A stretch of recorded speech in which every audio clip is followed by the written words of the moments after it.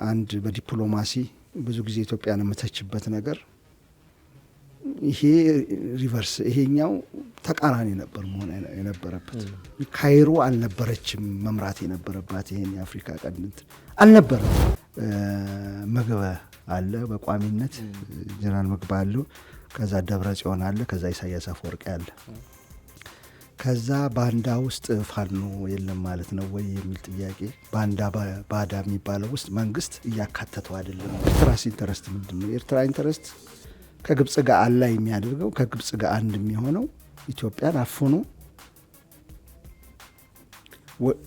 ማቆየት፣ ወደ ባህር እንዳትጠጋ ማድረግ፣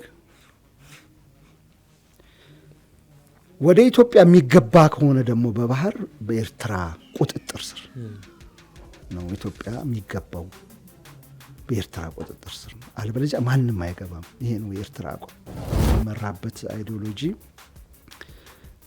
አብዮታዊ ዲሞክራሲ የሚባል ስርዓቱ ልማታዊ መንግስት የሚባል ሊቀይረው አልሞከረም።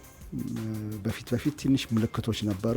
መለስ ዜናዊ ከሞተ በኋላ ባለፈው ጊዜ እንዳልኩት ጭንቅላቷ እንደተቆረጠ ዶሮ ነው ቲፒኤልኤፍ። የቲፒኤልኤፍ ኢንተረስት አሁን ላይ በተለይ ከፕሪቶሪያ በኋላ ኢንተረስቱ ምንድነው የሚለውን እኔው ምክንያቱም አሁን ስለ እንደዚህ አይነት ግንኙነቶች ስናወራ ካላቸው ኢንተረስት አንጻር ስለሆነ የቲፒኤልኤፍ የምር ኢንተረስት ምንድነው ይመስላል? ካሚቲ ኢንተረስት አለ፣ የብርሃን ኢንተረስት አለ፣ የፋኖ አለ፣ የትግራይ እንትና ውስብስቡ ይወጣል፣ መፍታት ያቅታል።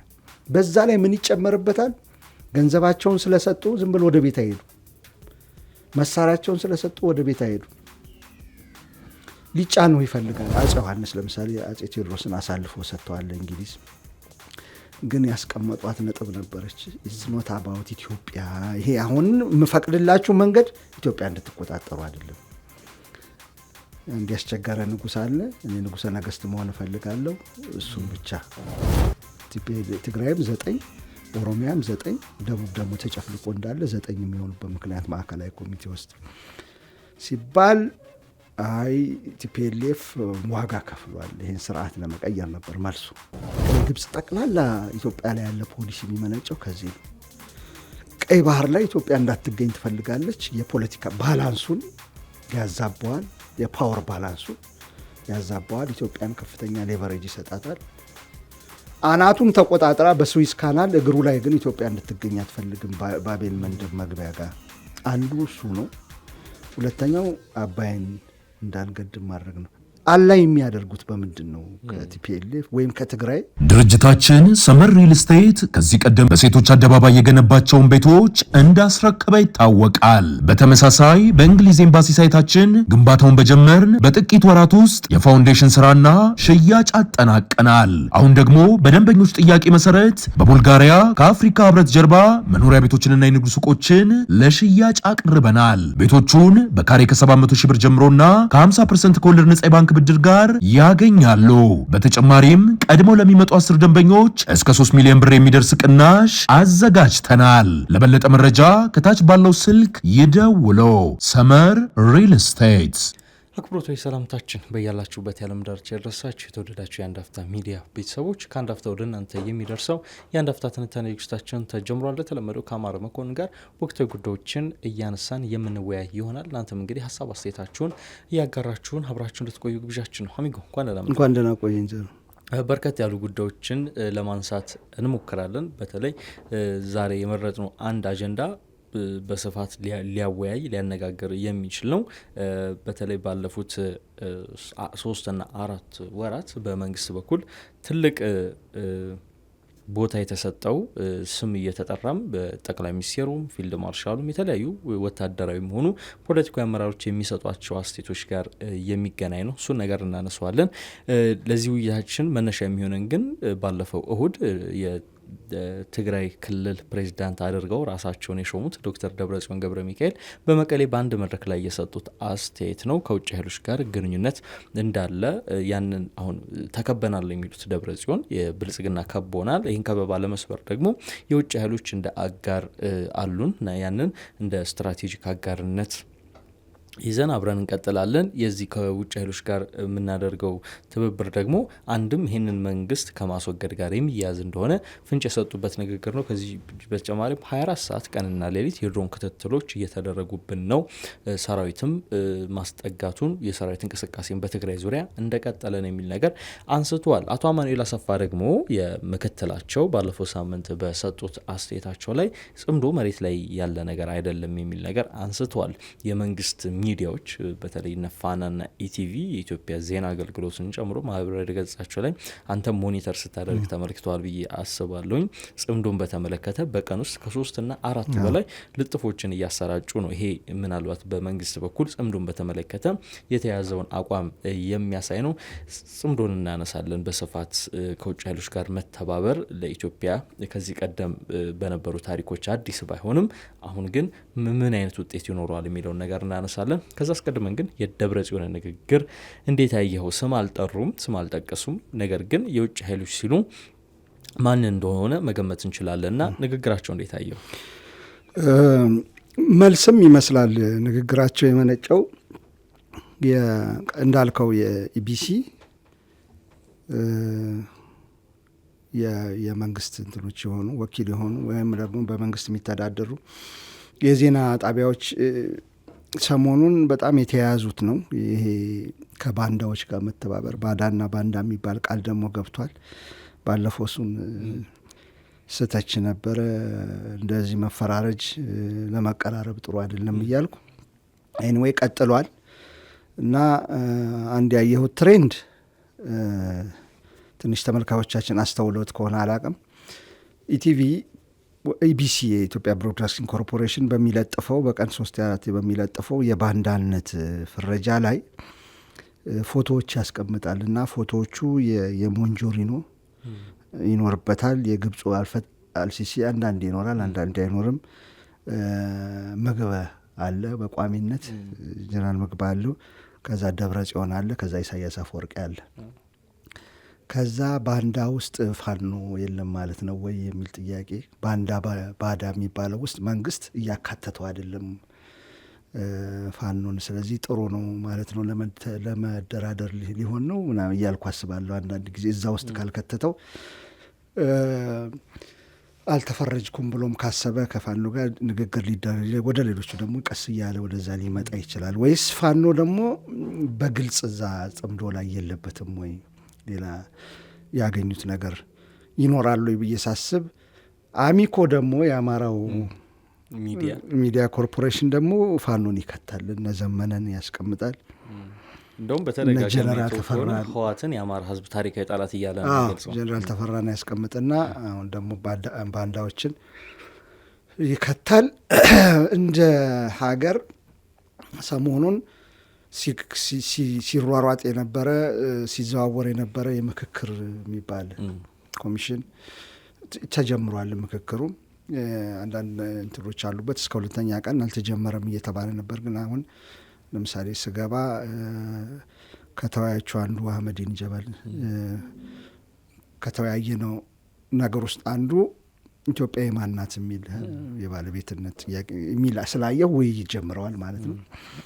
እሱን እያወራን ይሄ ፍረጃው ትንሽ ቀዝቀዝ ቢል ጥሩ ነው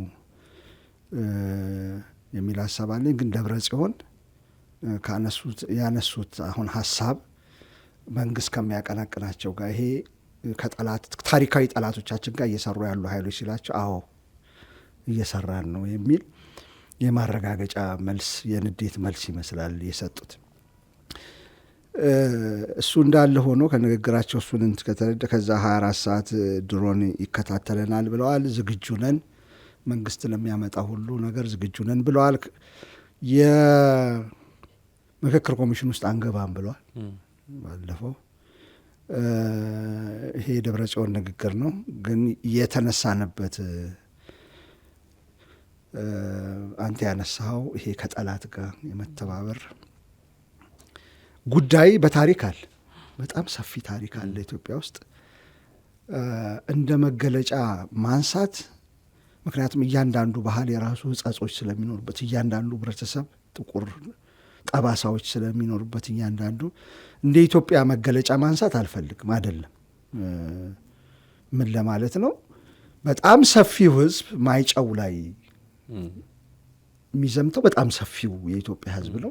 በመሀል ደግሞ ባንዳ አለን። እሱ የኢትዮጵያ መገለጫ ነው ብዬ አልጠራም። የጎጃሙ ንጉሥ ራስ ኃይሉ በኋላ ኃይለ ሥላሴ ያወረዷቸው ናቸው።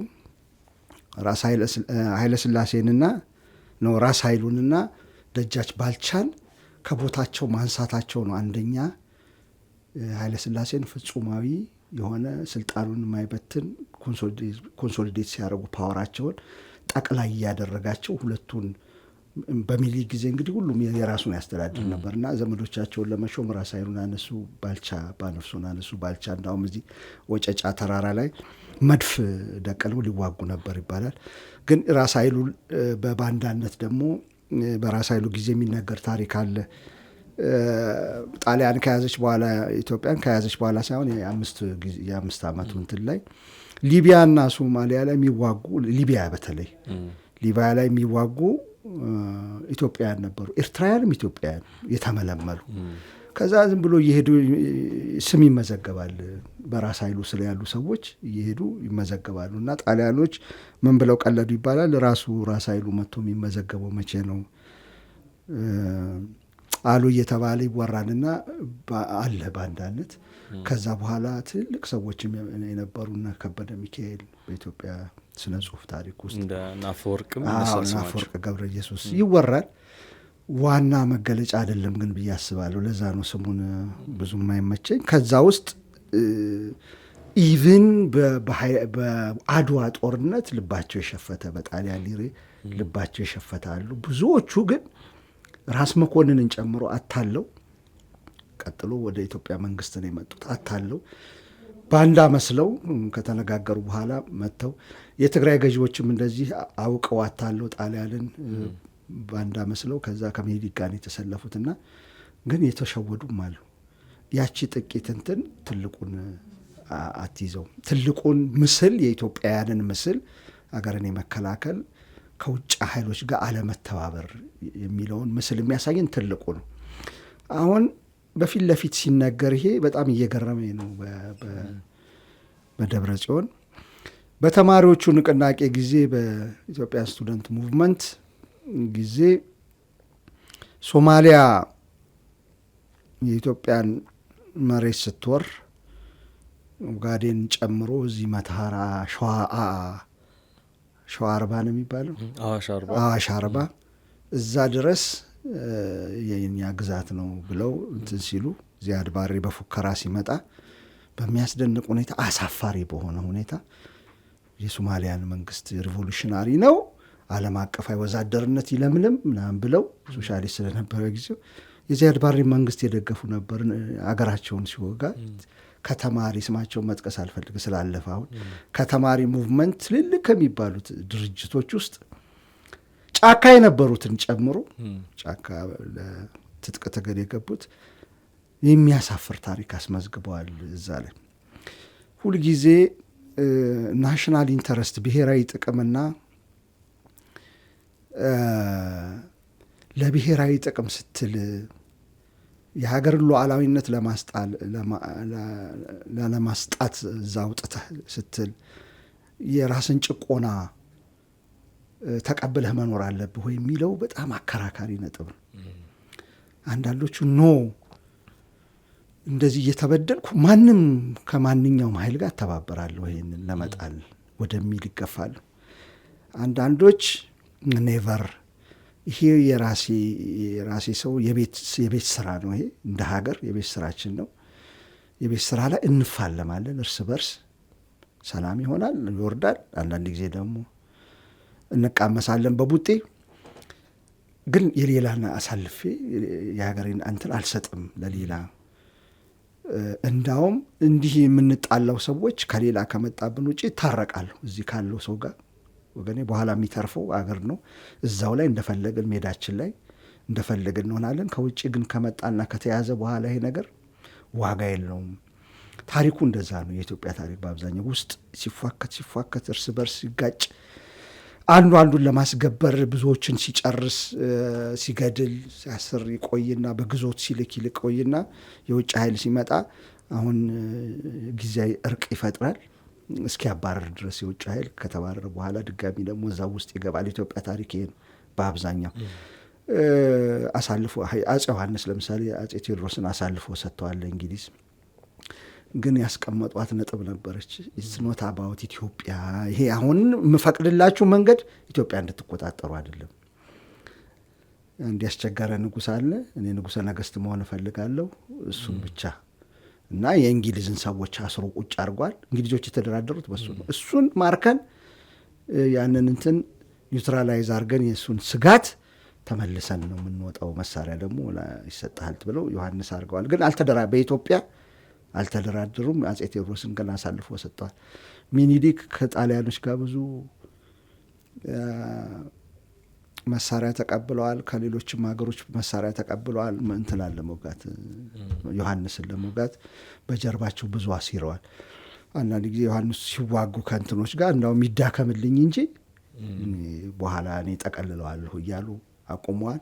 የሚያስቡት ግን ያ ንጉሥ ወድቆ ትልቋን ኢትዮጵያ ለመቆጣጠር እንጂ ሀገር እንድትረከብ አይደለም፣ ለሌላ ጠላት ሀገር እንዲወስድ አይደለም። ከዚህ አንጻር ነው አሁን መገምገም ያለበት የቲፒኤልኤፍ የትግራይ አንተ ራሳቸውን ያስቀመጡት ብለሃል ፕሬዚዳንትነት ቦታ ላይ እሳቸው ተመርጬ ነበረ ተመርጬ ነው የሚሉት መንግስት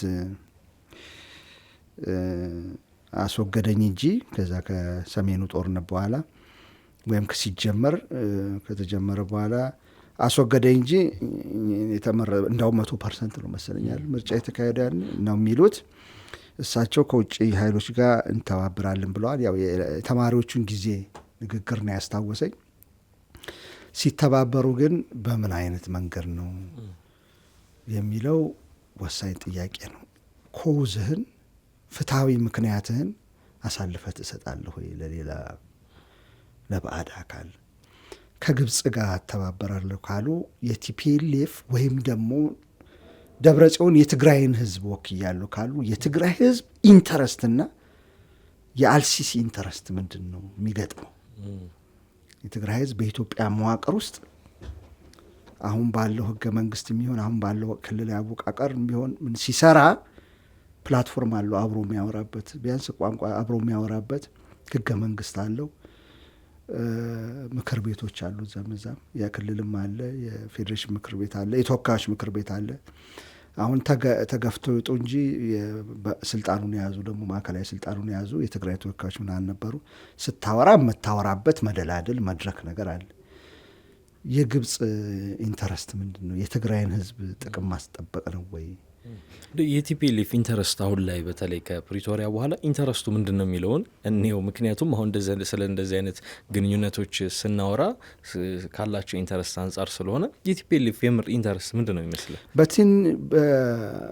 በአፍ የሚወራው የፕሪቶሪያው ስምምነት ይፈጸም ነው።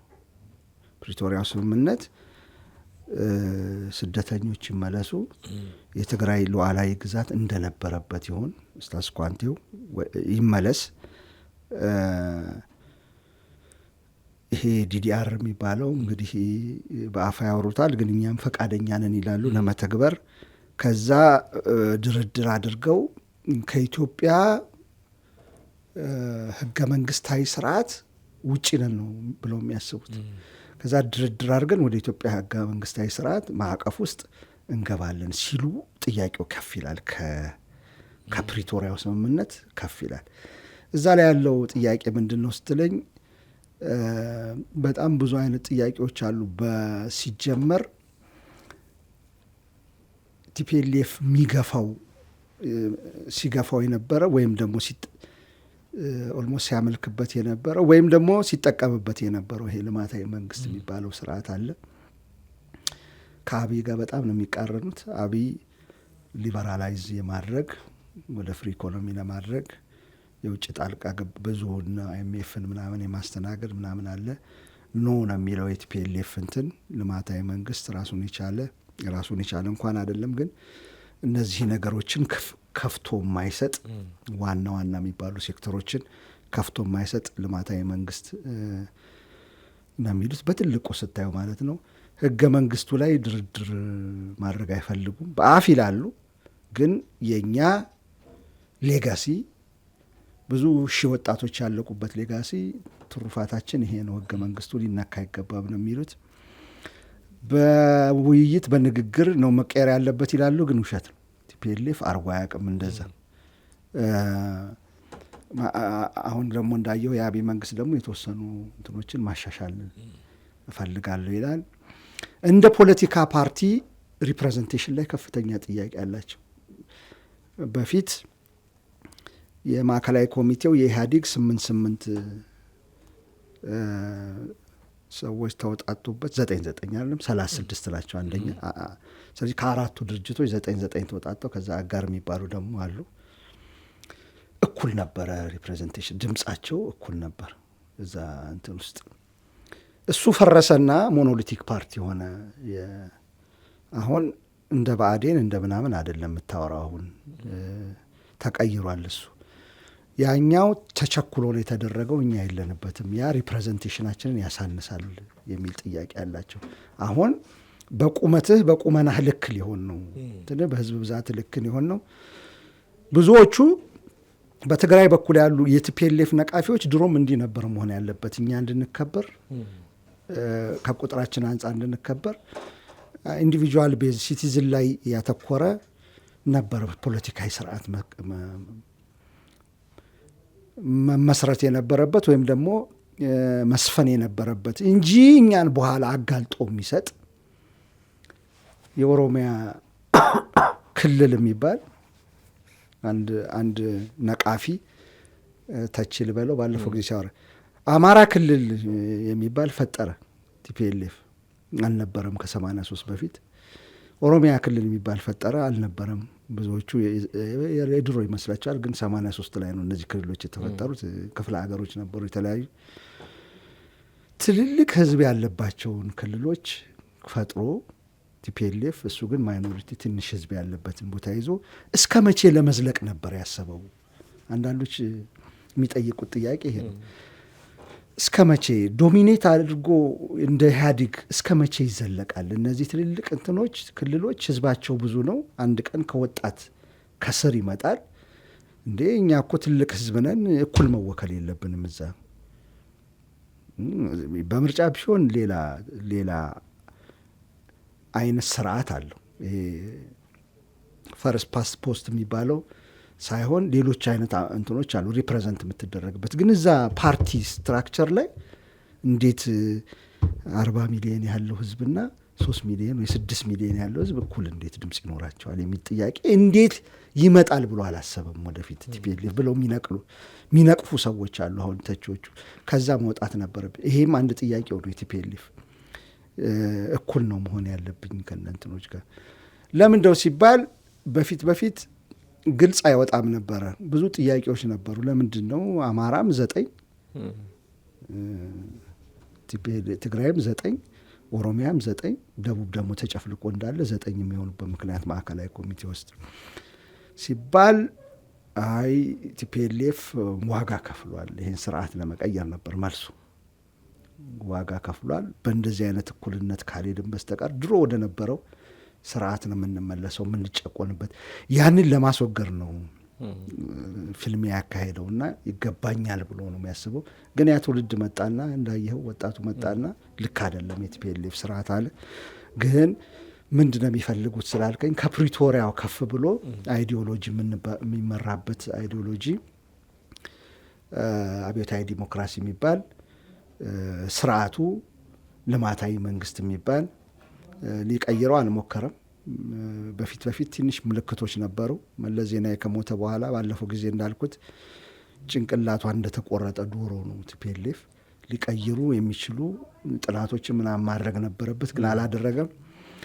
ከዚህ ከብልጽግና ጋር በጣም የተለያዩ ናቸው እነዛ። ልማታዊ መንግስት የሚባለው ነገር አሁን የለም። የፖለቲካ ስርዓቱ የኢህአዴግ ስርዓቱ ዲሞክራቲክ ሴንትራሊዝም የሚባል ነው።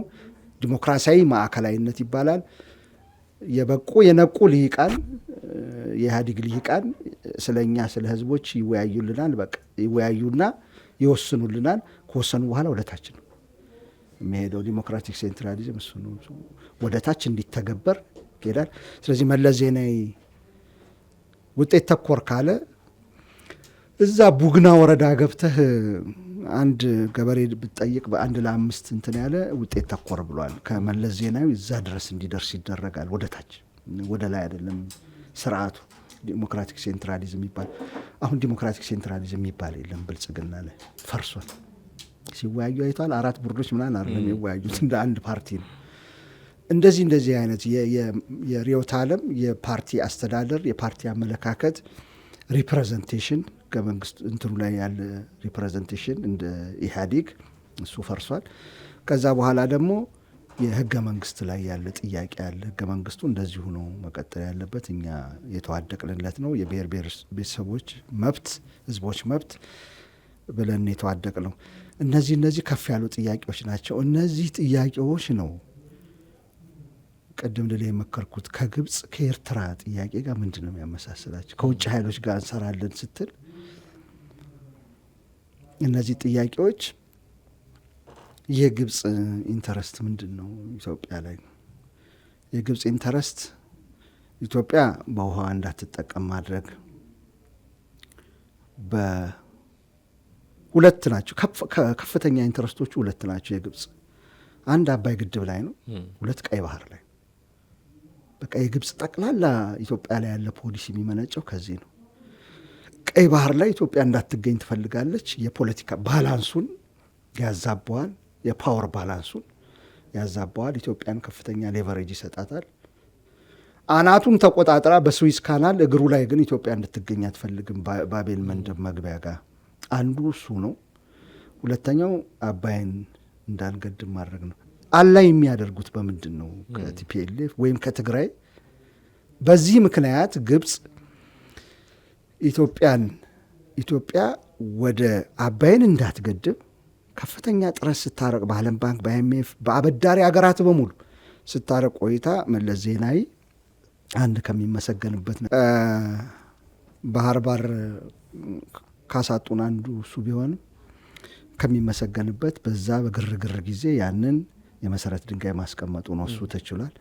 ቀይ ባህር ላይ አሁን ወሬ ያለ በዚህ ይሄ እንዳይሆን ኢትዮጵያውን ዊክ አርጎ ማቆየት፣ ደካማ ሀገር አርጎ ማቆየት ነው የግብጽ ስትራቴጂ።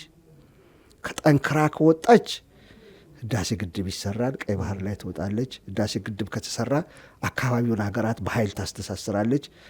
ለጅቡቲም ስትሰጥ፣ ለእንትንም ኤሌክትሪክ ስትሸጥ በነጻ ለኤርትራም ስትሸጥ እየቀማሃት ነው። ለሱዳንም ስትሸጥ ከግብጽ ተጽዕኖ ስር እነዚህን ሀገራት እየቀማህ ነው የምትሄደውና አትፈልገውም። ስለዚህ ደካማ ሆና መገኘት አለባት። ያ ኢንተረስት ይገጥማሉ ከትግራይ ህዝብ ኢንተረስት ጋር። አንደኛው ጥያቄ እሱ ነው። የኤርትራስ ኢንተረስት ምንድን ነው? የኤርትራ ኢንተረስት ከግብጽ ጋር አላ የሚያደርገው ከግብጽ ጋር አንድ የሚሆነው ኢትዮጵያን አፍኖ ማቆየት፣ ወደ ባህር እንዳትጠጋ ማድረግ፣ ወደ ኢትዮጵያ የሚገባ ከሆነ ደግሞ በባህር በኤርትራ ቁጥጥር ስር ነው ኢትዮጵያ የሚገባው፣ በኤርትራ ቁጥጥር ስር ነው። አለበለዚያ ማንም አይገባም። ይሄ ነው የኤርትራ አቋም። ይገባኛል ለምን እንደዛ እንደሚያደርጉ። ያንን ነገር ካላረጉ ምንም ጠቀሜታ የላቸውም። እዛ ቦታ ላይ መቀመጣቸው መደራደሪያ ነጥባቸው ነው። ስለዚህ ለቀቅ ያደረጉበት ጊዜ ነበር። ከኢትዮጵያ ጋር ንግድ ምና የጀመሩበት ጊዜ ተዘግቶ አልቆየሙ ጊዜ በኢህአዴግ ጊዜ ማይተነዋል። በኃይለ ማርያም ጊዜ እንደተሞከረ በቅርብ እየሰማን ነበረ።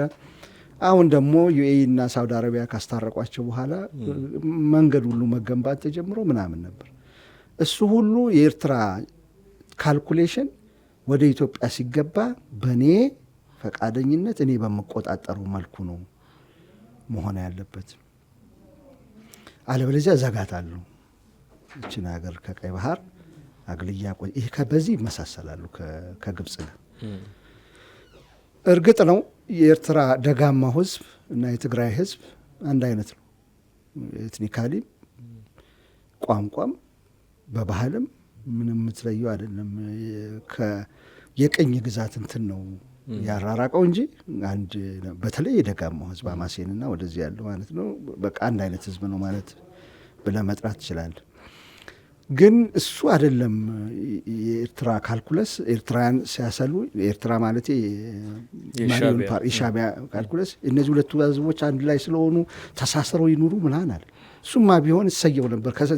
ከብዙ ጊዜ ጀምሮ ይሄ ሁሉ ውጥንቅጥ ውስጥ ባልገባል። ሁለቱ ሀገራት ያለ ህዝብ ተመሳሳይ ህዝብ እንትኑንም ጨምሮ ቆለኛውንም ጨምሮ አሁን ፓርት ስለሆነ አብሮ ተሳስሮ እንዲያድግ መፈለግ ቢሆን ከኢትዮጵያ ጋር ተባብሮ መስራት ነበር የሚያዋጣው። የኢትዮጵያ የትግራይ አንድ አካል ስለሆነች ማለት ነው። ለረጅም ዘመን ከኢትዮጵያ ጋር አብሮ መስራት ነበር። ሁለቱም ቡም እንዲያ ወጣቶች ስራ እንዲይዙ ምን እንዲሉ በዛ በኩል አጓጊ የሆነ ቢዝነስ አለ። ለኤርትራም ለትግራይም ህዝብ በጣም የሚጠቅም ማለት ነው። ከዛ ከባህሉ ከምናምን አንድነት አልፈ ስትሄድ እሱ ነበር። ግን ምንድን ነው ያደረጉት? ሁለት አንድ አይነት ቅድም ያልናቸው አንድ ቋንቋ የሚናገሩ አንድ አይነት ባህል ያላቸው በሃይማኖት በጣም የሚመሳሰሉ ለረጅም ዘመን አንድ ሲጋሩ የኖሩ ህዝቦች ከፍተኛውን ጦርነት 100 ሺዎች ያለቁበትን የምታረግበት ምክንያት ምንድን ነው? ለሁለቱ ህዝብ የምታስብ ከሆነ እሱ አይደለም አላማው። እሱ ሳይሆን ኢትዮጵያ የምትባለውን ሀገር እነዛ የሻዕቢያ ሰዎች እንግዲህ ከቀኝ ግዛት በኋላ ሮንግ ሰልፍ ኢሜጅ ለራሳቸው ያላቸው ኢሜጅ ተበላሽቷል። የበላይ አድርገው ነው የሚያስቡት ራሳቸውን።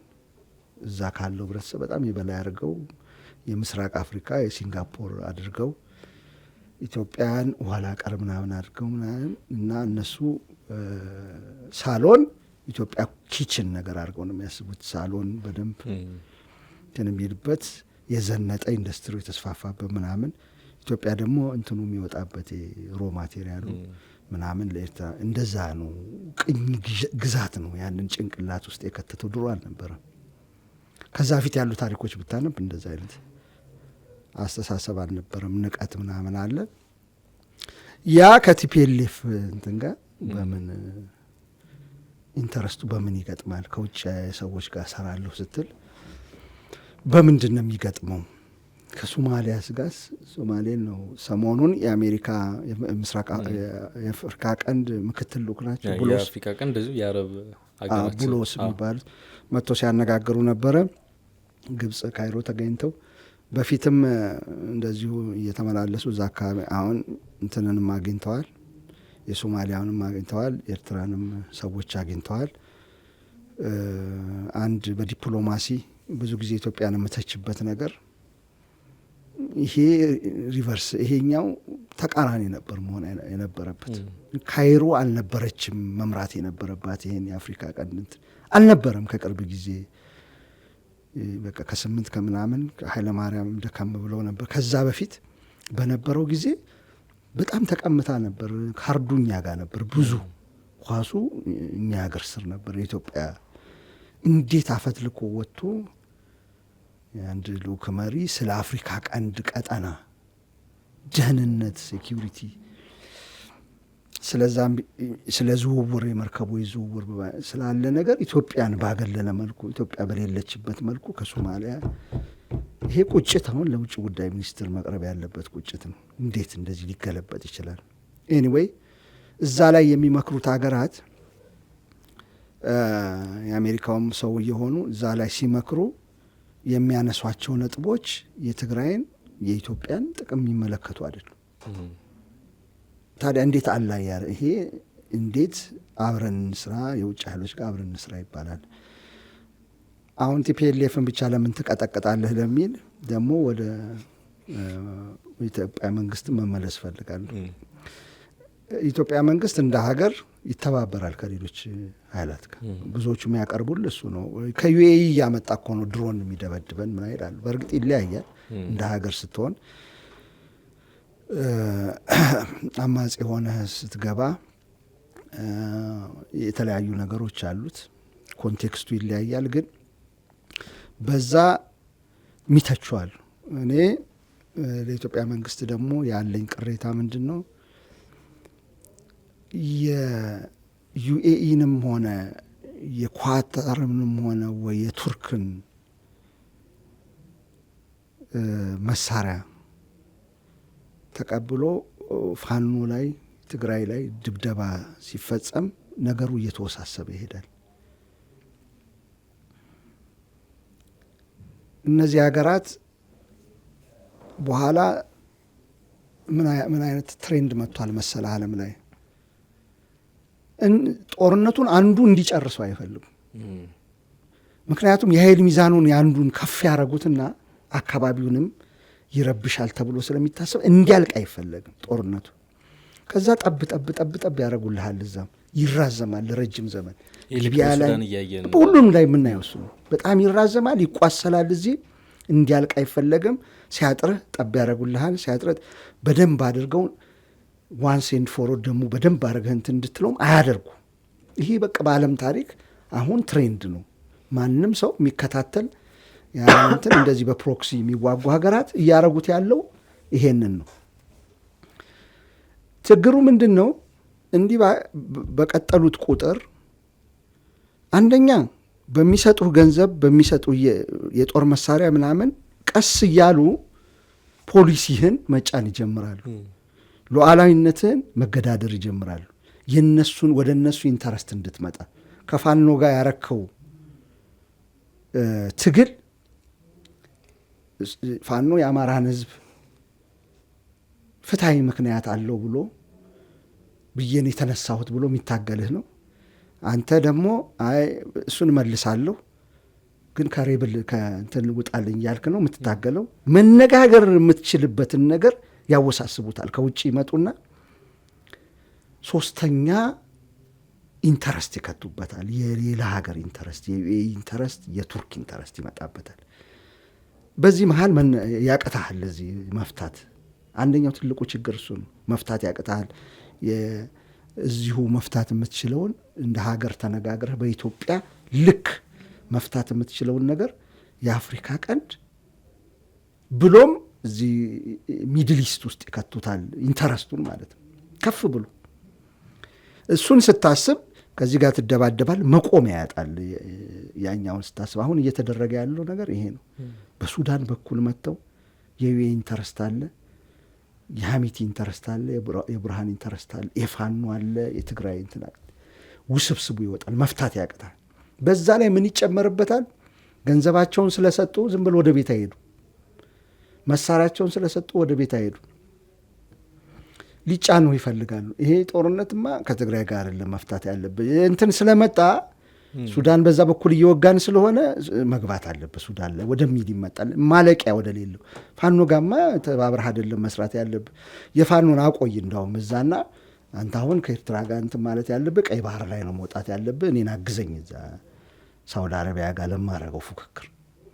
እንደዚህ ይመጣና ውስብስብ ይሆናል። እና በኢትዮጵያን በኩል ማስጠንቀቅ የምፈልገው ይሄን በኢትዮጵያ መንግስት በኩል በብልጽግና መንግስት በኩልም እንዲህ ሲተች ሌሎችን ለመተቸት ስንነሳ ከውጭ ጋር አትስሩ ስንል የውጭ እኛም አስፈጻሚ መንግስት ደግሞ የውጭ አስፈጻሚ አለመሆኑን ራሱን ደግሞ ምን ማድረግ አለበት? መፈተሽ። እንደዛ አርገ ካረክ በቀላሉ ታርቀዋለህ እዚህ ያለውን። አለበለዚያ ተወሳስቦ ውሉ ይጠፋል። የቱ ጋር እንደተጀመረ ማለቂያው የቱ ጋር እንደሆነ ውሉ ይጠፋና በጣም ውስብስብ የሆነ ፕሮሰስ ውስጥ እንገባለን ነው። ከዚህ አንጻር ነው ማየት የምፈልግ። አሁንም እየሆነ ያለው እንደዛ ነው። ውሉ እየጠፋበት ይመስላል። በተለይ የሱዳኑ ጦርነት ከኛ ጋር እየተሳሰረና እየተያዘ መሆኑ እንግዲህ ውሉን እያጠፋው ነው። አንተም አንስተዋል።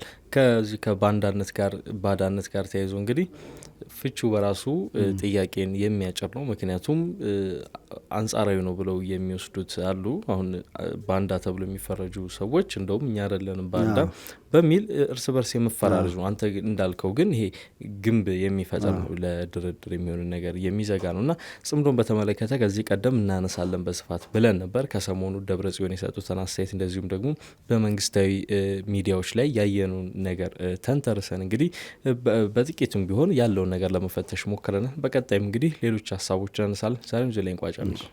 የተወደዳችሁ ተመልካቾቻችን እንግዲህ የዛሬው ዝግጅታችን ይህን ይመስል ነበር። አብራችሁን ስለቆያችሁን አመሰግናለን። መልካም ቆይታ።